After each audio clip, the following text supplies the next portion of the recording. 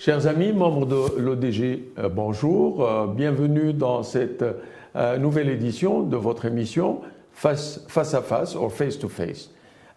Today, unlike the previous one, we will hold this one in English with my guest is Dr. Houssain Kettani. Dr. Houssain Kettani is a scholar. He's a professor at American University in Ifrane. He's been teaching for about 25 years in various universities around the world, but particularly in the United States. Run so many research and got raised funds for the various projects. Dr. Kettani is well known in the field of artificial intelligence, and we will be sparring with him about artificial intelligence with all the problems it has been raising lately, particularly with the ChatGPT and other applications that we've been in contact with recently. Dr. Kettani, welcome to Face to Face. Very pleased to meet you. Usually what we do in this show, we start with a presentation. So why don't you present yourself? Thank you very much for having me. And I grew up in different countries. Grew up first in Saudi Arabia, then I got my high school from Morocco, and then my undergrad was I got my electrical engineering degree from North Cyprus. And then I went to the United States. I got my master and PhD, both in electrical engineering from University of Wisconsin, Madison. Mm-hmm. And I've been in the US almost quarter century, and then I decided to return to Morocco last year, joining Al-Akhawayn University in Ifrane. 25 years in the United States, so you were well established. And all of a sudden, back to Morocco? Why? Because it's the root of family, also to raise so our kids get to know Moroccan culture, get to relate to it before they grow up again and decide what they want to do with their lives. So many universities. You taught in South Carolina, Aiken. Fort Hays State University, Florida Polytechnic University, Dakota State University. Which one did you like most, or were you involved most with, and why? Each one I had different kind of job title and responsibilities, and so I enjoy my current situation wherever I am. So they all were enjoyable experiences. Dealing with students, dealing with international relationships, like with different universities around the world, chairing conferences, and looking for resources, monetary resources, and also connections to help. Talking about academia. The project with DoD, yes. and Department of Defense and Department of Education. Yeah. So they were all really they were all enjoyable. And as far as states are concerned, like where you live, of course, my family and I enjoyed Florida the most. Yes. Well, back to Morocco, where you are teaching. You've been teaching for the last year, artificial intelligence at Al-Akhawayn University. How is the university? Before we start talking about what's been going on with artificial intelligence, the fear, how is the university? The university is kind of still unique in Morocco. It's isolated in the Atlas Mountains, and it follows the American system of education in terms of number of credit and liberal arts education. And so students, they speak English very well. They are polite. Their interaction with professors and their colleagues. Is that the reason it's unique? You say it's unique. Is that the reason, or there are some other attributes that you would want to share? Well, it's in the mountains, greenery, nice scenery, and it's a truly American system compared to other fee-based universities. And and it's in a major expansion phase. So between 2020 and 2025, it's projected to double its student enrollment. And with that, there is a major hiring process to increase the number of professors, faculty members to help in teaching, research, and service related to academia. At Al-Akhawayn University in Ifrane, you're teaching artificial intelligence. That's your area, right? Mm-hmm. And today, there are so many questions about artificial intelligence ever since ChatGPT came about. And question, I mean, some people do think that it's a danger, it's a real danger. We should stop, we should do something about it. First, is it really a danger? And second, how do we, if we were to stop? It depends at what level. So ChatGPT, when we talk about AI, like I teach AI-related things, including algorithms, cybersecurity courses, but ChatGPT in particular, or AI in general, is just a tool. It could be used in the right direction or in the wrong direction. So when we talk about ChatGPT, which is a program... We'll get to that later on, but please, I mean, I'm much interested in this question that I've been reading all over the place for the last, let's say, few months. It is a danger. Guys, something is happening. We need to do something about it. How dangerous is it? For example, in Italy, it's blocked. In Germany, they are considering blocking it. Mm-hmm. In the United States, President Biden convened a meeting with tech experts and his tech advisors to see what they can do about it. It endangers the quality of education. Okay. It endangers who's really doing research. Mm-hmm. So there is the risk that somebody could write a paper using ChatGPT and claim that they wrote it. Okay. Also, there is a risk of cheating by students, that they can use it to find answers, so their grade doesn't really reflect their knowledge, which destroys the model of university. Mm-hmm. And so it's like I say, it's like having a sophisticated calculator that students use while studying calculus.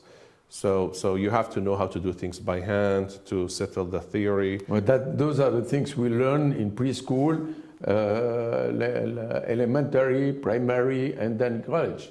But when we get to the university, there are so many other things that we already have, and we learn others. So is that where we are today? We're still basic in our learning process? Well, we are basic at each level. So each level has its basic. So ChatGPT, for that expert, is an important tool to use to advance and to progress. But for a person who's learning how to code, for example, they can use ChatGPT, then they can produce coding assignments without them knowing how to code. So that endangers, that doesn't make them really learn how to code. But the professor will think that they know how to code and would certify that they get a good grade in coding. So that's that. But if they are professional coders, then they can use ChatGPT to augment their mm-hmm. coding. So these are examples. So at each level, like AI, when a student learns AI, there is a basic level. They have to learn, they have to understand the theory, they have to memorize some terms. But if they just use ChatGPT and test, well, they would get the answer and they wouldn't really learn anything. Well, there are two teams. One would say it's laughably easy to cheat on assignments. Okay, and others would say, including it does not, let's say, reinforce critical thinking, and others would say, and there are universities who did that, would say that it could be used. All we have to do is, let's say, hand it out, let students use it, and see for that use to be done within some boundaries, within some limitations. What do you think? That's true in advanced level, and as long as the professor knows that it's being used, and they know how to ask questions that that ChatGPT will be assisting the student or the learner rather than just finding the answer to them and not assisting them. And it takes skill, like professors need to learn how to use ChatGPT and how to ask questions that even if students want to use ChatGPT, like it's not going to help them much. You know, we approach ChatGPT as we approach so many things with the same way, with the same thinking. Shouldn't we change our way of approaching situations like the one created by ChatGPT, and thus we would have a different teaching, a different, let's say, dynamic within the classroom or within universities? Human beings as species, they are good at adapting to changes, but at the same time, initially they resist change. So online education was resisted for a long time until COVID came and the lockdowns, and the only way out was online education. And now the population and educators normalized with the fact of online education that exists and with us to stay. Technologies, whenever a technology, like when computers came, there was a lot of talk about using them and how it's going to destroy education, but it happened that now everybody uses computing devices, including IoT, Internet of Things. Internet, the same thing. We're thinking that it's going to destroy journalism, it's going to destroy a lot of jobs, but actually just added to them. So I would think the same thing about ChatGPT, but just as with internet, there are safeguards how to deal with issues that of concern. Same thing about ChatGPT. We need, and ChatGPT is a new AI tool that exists just like a few months ago. There are some people who think that ChatGPT could help improve education in so many ways. How could it improve education with all the safeguards that we will put in place? How could it improve education? It needs some thinking and discussions and how to implement it.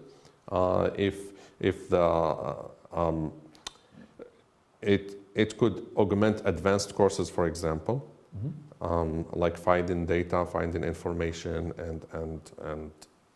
and get the information. But with that, there is a danger who controls that data. For example, like internet search engines, if we get addicted to one, like Google, which most of us are, then there is a danger that they may affect the information that they give you. They affect your decision. For example, if you are searching for candidates, if they want a candidate to win, then the best information about the candidate is going to come first. And if they want another candidate to lose, the worst information about them would be the first thing that you get in when you are searching their name. So with that, so who control? Yes, OpenAI controls ChatGPT, but it may be influenced by something that later influences our decision, because our information affects our decision making, and information is knowledge that we extract from data.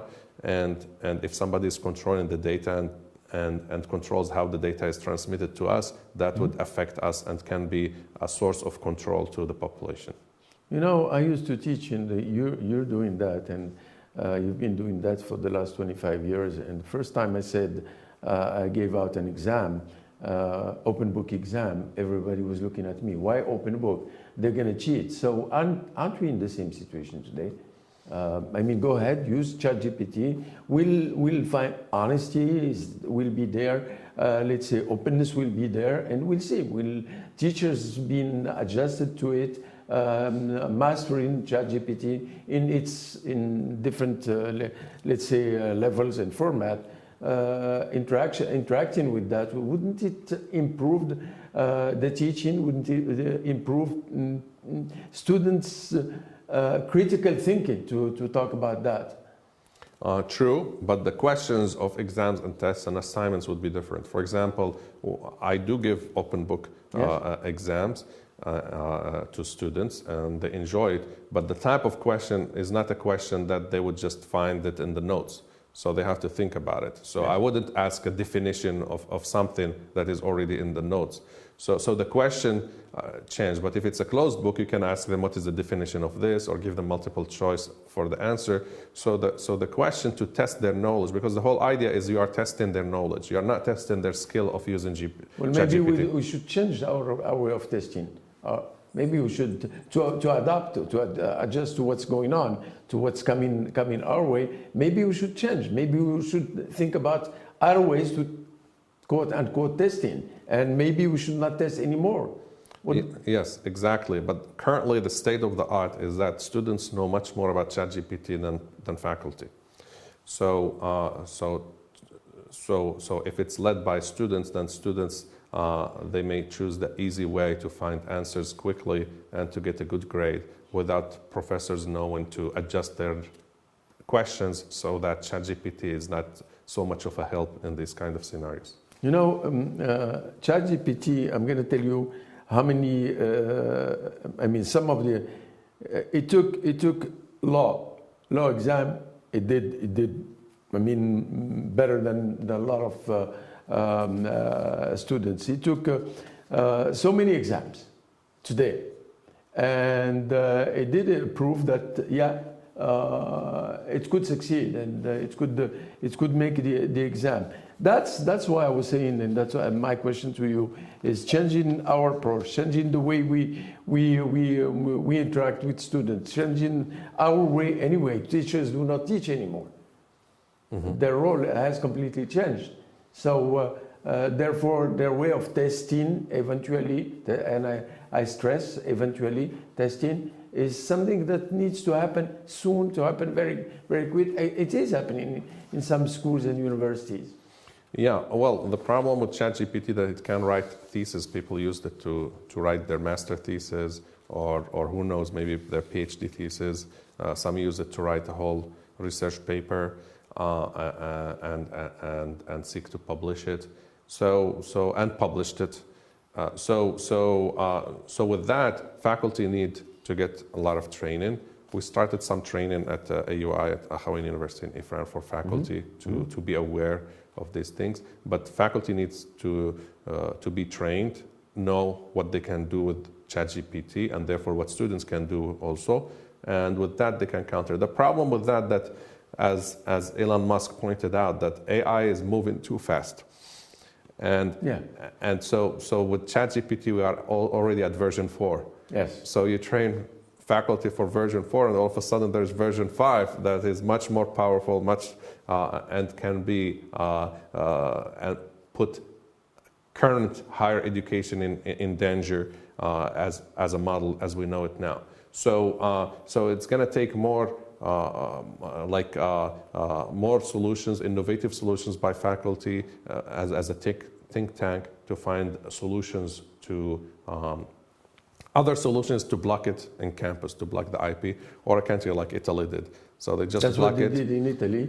So they block it until we figure out what we can do with it. Until we understand. Yes. But then we will never understand, since the speed, it's getting exponential. There is that problem, but also younger people are much more tech savvy than older people. True. So they would find a proxy and they would access it anyway. So if Italy blocks it, they would use a proxy in another country as an IP proxy, internet protocol proxy, and they can access it anyway. So blocking it doesn't. But the idea of blocking it comes from lockdown for COVID. Let us just lock down until we know how to deal with it. The same thing about ChatGPT, like Italy did and other countries are considering to do.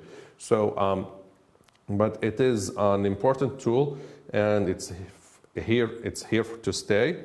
And we need to know how to integrate it in higher education and in journalism, in politics, and it's a tool that can be very useful. No, it took about 5 days for ChatGPT to be used by 1 million people, and unbelievable, and seen. And that isn't that what created the fear? If we had more time. It's like you're driving a small car when you hit the gas, it goes, I mean, slowly, and all of a sudden you have this huge car where you hit the gas and it jumps. What do? You hit the brakes. Isn't that what happened? Our fear came from the fact that we did not understand, we did not foresee what was going to happen, and therefore this call for a moratorium on AI, and that was signed, this petition, by about 4,000 people now. Well, as I said, we as species, we resist change. So when something new comes out, like people resist it and they think in different ways. Some say, oh, if this exists, then my job would be irrelevant, or I have to do extra work to adapt to it. So that may create some fear. And some, they raise the flag against the potential drawbacks, just so that to deal with the problems. So it is a smart tool, and it has dangers if we remain in the status quo of how we ask questions and how in higher education. So it's a useful tool that eventually it's going to be integrated by excellent professors. When I look at it, when I read, and it seems to me that we are in a kind of dilemma. Technology is a game changer. You agree with that? And though we agree that it's a game changer, yet we want to protect ourselves from technology. How could that? I mean, how could we be using something that has improved our lives, improved our schools, improving so many things, and yet protect ourselves from that? And could we do it? And what means do you think we should be using to doing that? Well, for example, you have cars, like gas-based cars. Sure. People still complain about it regarding pollution and want to use electric cars to produce less pollution or no pollution. So every technology still, even after 100 years of its existence, people are still discussing its drawbacks, its dangers to society, and how to deal with it. And there are people who just don't like to drive cars; they drive bikes, or they just use other older modes of transportation. So the same thing with the ChatGPT. There are people who are never going to accept to use it and always going to think of it as a danger. And like currently we have like learning management systems, and almost in every university uses it. Like you can have online quizzes, you can have online delivery of course material, but not everybody uses it. So COVID was a unique opportunity, quote unquote, to force everybody to use it, but not everybody continued to use it when we came back to face-to-face. It's been run by you some of the data that I came across to. A survey, 1,000 people, and 1,000 students between 12 and 17, commissioned by Walton Family Foundation in last February, I mean, not even 2 months. More than half the teachers had used ChatGPT. More than half. Okay. 10% of them reported using it every day. Okay. But only a third of the students, nearly all those who had used it, 88% of teachers and 79% of students said it had a positive impact. Will not that improve in the coming days with the open AI, working on it, with the communication with media and with people, with universities? But that's what they're doing. It will improve. I mean, a few months from now, we won't talk about the moratorium anymore, I guess. We'll talk about some other things. Will we regulate? Will we go to enact regulations across the board in the United States as a lead, and in other countries? Well, think about like when iPhone first came. So the notion of smartphones. A lot of people resisted having iPhone because they thought it's big and it's too bulky. And why do you have to have computer in your pocket? Now almost everybody has a smartphone, and it's taken for granted. Part of it because the technology evolved. A lot of apps now you can use that you were not able to use it when first iPhone came out. But also this technology created more problems at the state level about espionage, about privacy, pinpointing the location of a person, aggregating data in like Strava data showed like disclosed secret facilities of the United States all around the world because personnel were using it for Fitbit app and it was transmitting data and they produced a map, a heat map, and it turned out that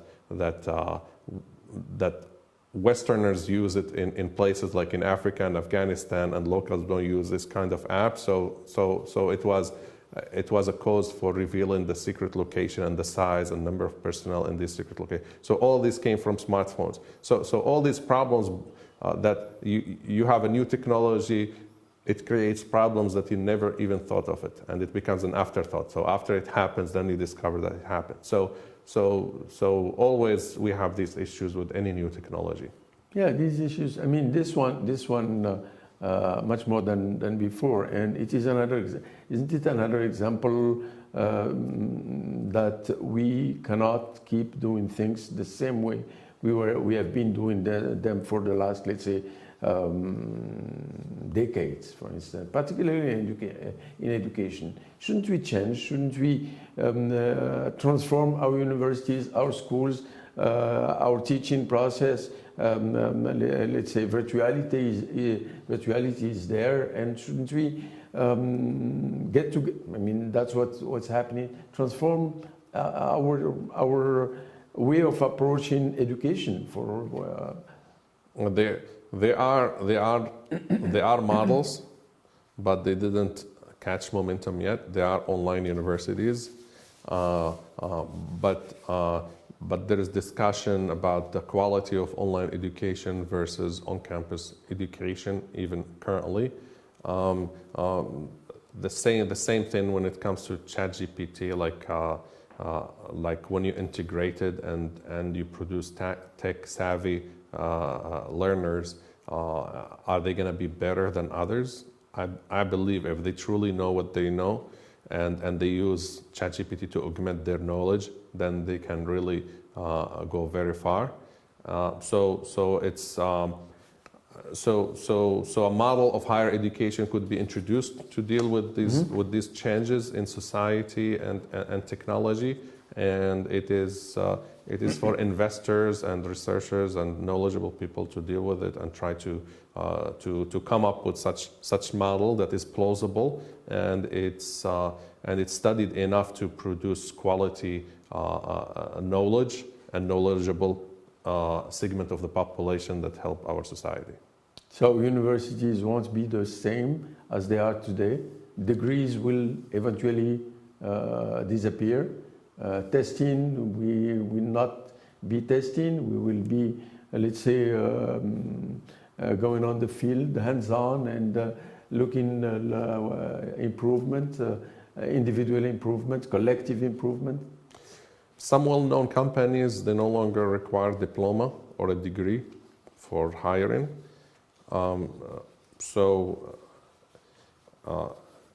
Like a lot of people are educated now. A lot of people have advanced degrees that employers and look for other qualities that may not have been acquired through higher education, but also acquired through experience or through character, which is referred to as soft skills.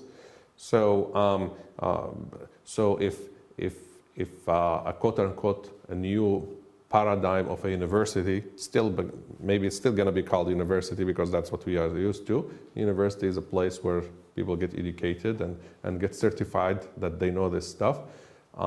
In the past, maybe it was more like a professor or a mentor that certifies that this student knows something and the student can use them as a reference. And then later became institution like universities. Now it could be a new model of university that produces this kind of of skilled population. If this skilled population is productive and employers seek their knowledge and quality and their existence, then this kind of paradigm of a university could really be advanced and be sought after and be a paradigm or a model for other universities or another people, investors or educators or countries to follow its suit or to adopt. You know, you've been here for the last year, and so how is it in Morocco? You've been attending so many conferences, smart city education, smart cities, regulating AI perspective and challenges, symposium, meeting. What's the situation in Morocco? How are we protected, or how are we doing as far as artificial intelligence is concerned in our country? Morocco is so-called the best kept secret.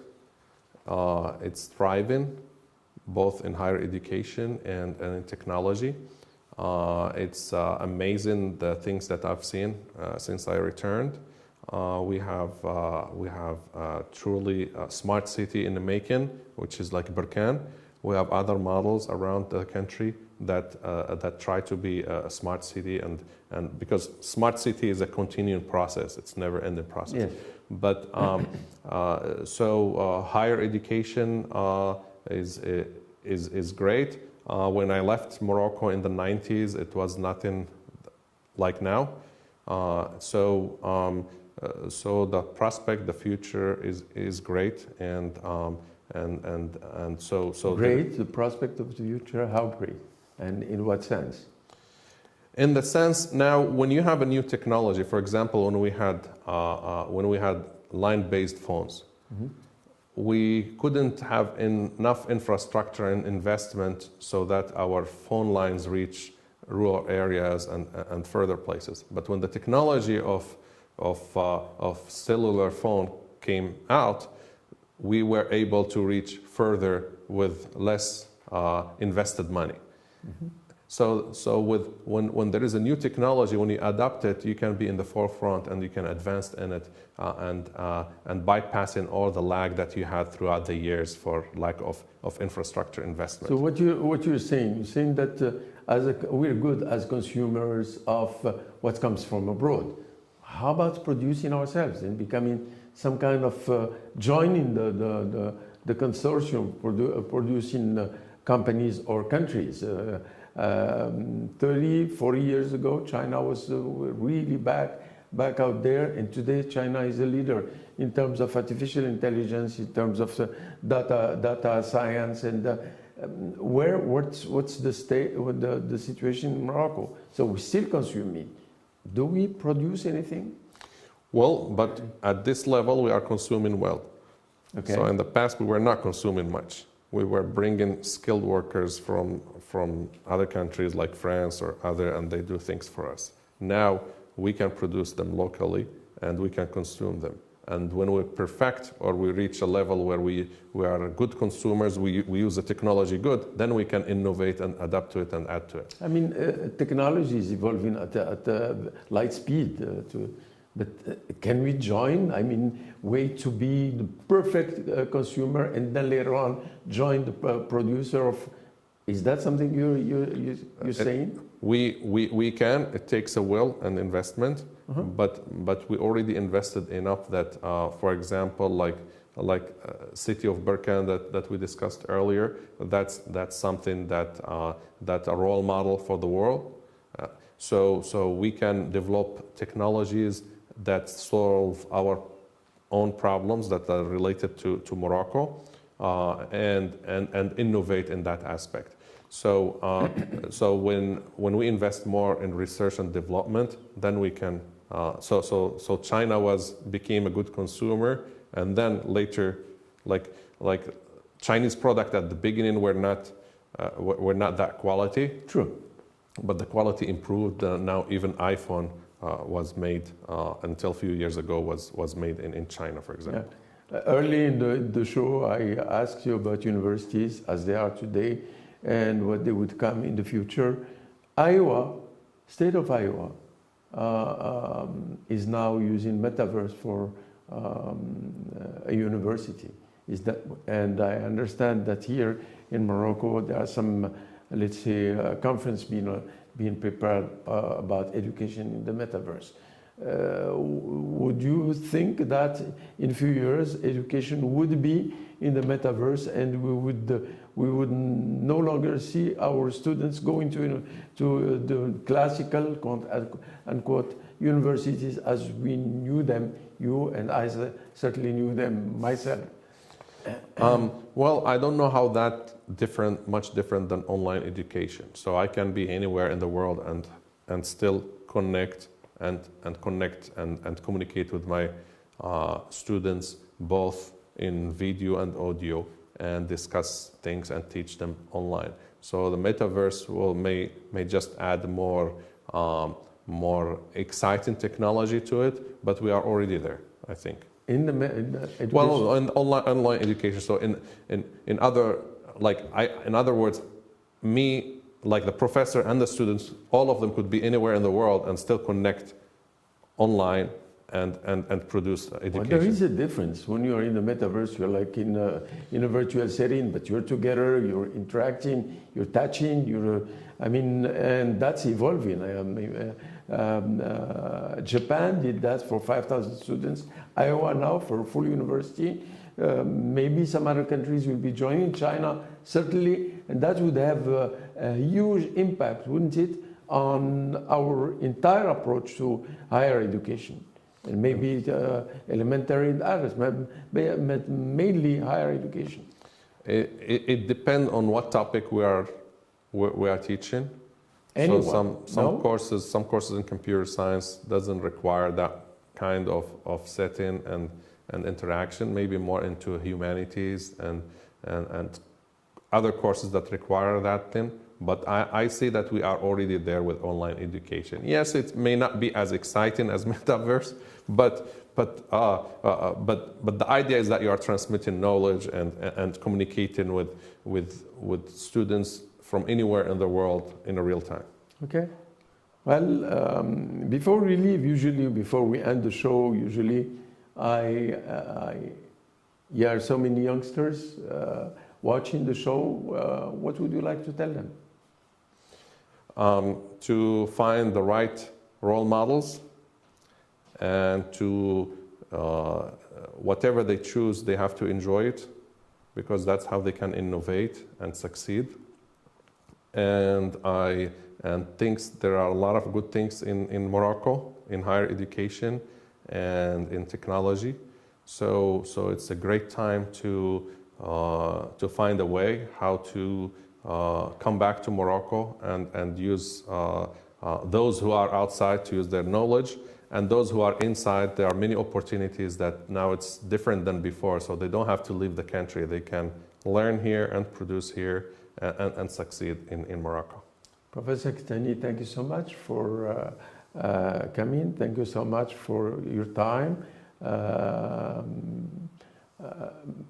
Friends of l'ODG, chers amis, ceci conclut notre session de ce jour qui était avec le professeur Kettani, Houssain, professeur d'intelligence artificielle à Al-Akhawayn University of Ifrane. We will be seeing you next. You've asked so many questions. We will try our best to answer your questions and to get the guests you suggested.